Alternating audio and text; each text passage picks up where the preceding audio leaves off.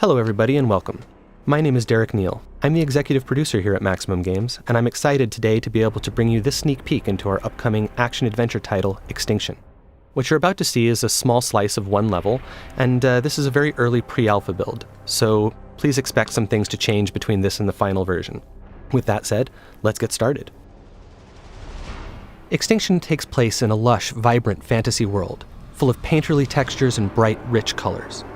But this world has come under siege by an organized army of massive otherworldly invaders known as the Reveni, who have begun systematically eradicating humanity off the face of the planet. You play as Avil, one of the last of the Sentinels, a legendary group of warriors with the skills and tools necessary in order to take down these massive foes. The gameplay in Extinction emphasizes high-speed traversal around the environment. In addition to the basic jump and double jump, Avil can also run horizontally along walls, run vertically straight up walls, air dash through the sky, come floating back down gently, can bounce off of springy objects in the environment such as building awnings or treetops, and can use his whip like a grappling hook to get around. When he does this, time slows down, giving him time to plan his next move and make split-second decisions. Of course, Avil's ultimate goal is to save as much of humanity as possible. He needs to protect them from the constant onslaught of the ogres and their minions. He does this by engaging them in real-time, skill-based combat. In addition to his series of regular strikes, he can also execute powerful AoEs, launch enemies into the sky, slam them back down to the ground, cancel his attacks into rune strikes for massive damage, and cancel his attacks into dodges in order to evade his opponent's strikes. Of course, the star of the show is Avil's combat with the ogres. Now, with their minions defeated, it's time for Avil to take on their master, one of the enormous Reveni who has been rampaging through the countryside, obliterating everything in our fully destructible environments. The ogres themselves are fully dismemberable, but they wear armor in order to protect themselves. In order to take this beast down, Avil must first destroy that armor. This is done via a powerful charged-up rune strike. Once the armor is destroyed, Avil can then dismember the limb underneath.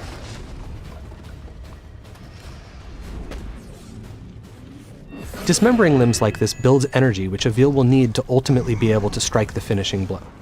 And as you can see, this ogre is none too happy about the loss of its leg, and Avil has to dodge its attacks while also trying to remove the remaining armor in order to get to the limbs beneath them.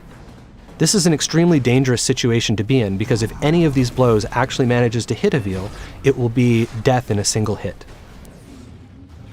Having now absorbed enough power and weakened the ogre sufficiently, Avil is now ready to go ahead and strike the finishing blow. Using the traversal options we showed off earlier, Avil is able to climb up the ogre's back, take out its helmet, and deliver the coup de grace.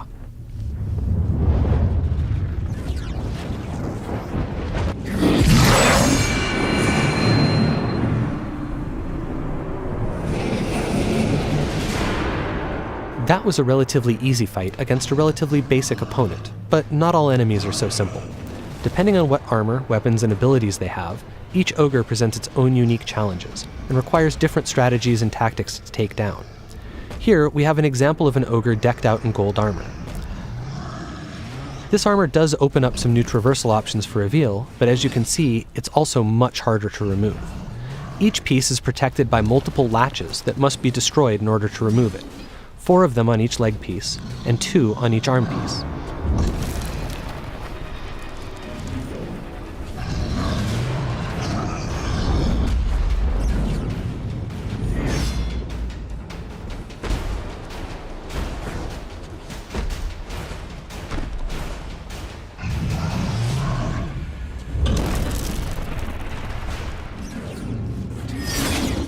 Having finally destroyed all the latches, Avil is now able to dismember the first of this ogre's legs. Moving on to the arms, however, is now much more difficult, as they are constantly moving, making it hard to target those tiny latches. Avil must dodge the ogre's attacks and their minions' attacks while doing this.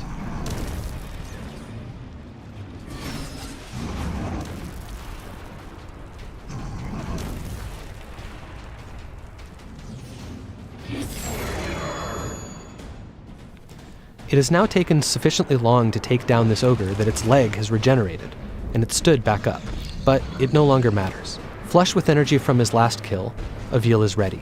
He climbs up the back of the ogre and is presented with one final challenge, staying up there long enough to take out its remaining armor. First, he removes the helmet, and then the collar.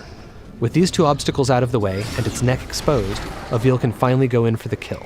And so, the second ogre falls.